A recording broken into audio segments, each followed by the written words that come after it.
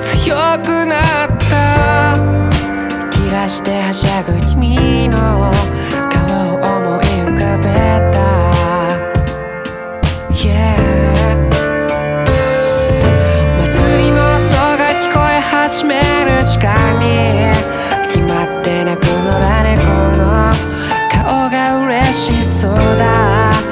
君の方が僕より懐かしきだったね。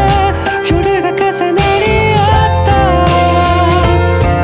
yeah、 今日だけは夏の夜のマジックで、今夜だけのマジックで歌わせて。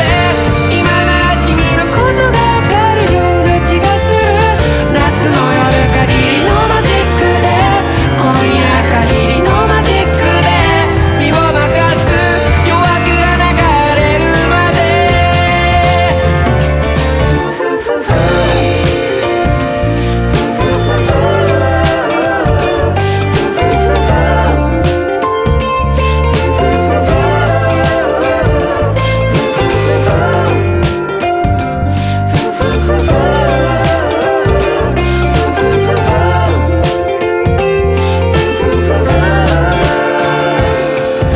暮らしの中で生まれる歌を歌って、幸せ悲しみつまんで思いながら歩いた。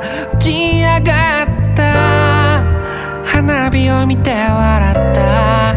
君を思い出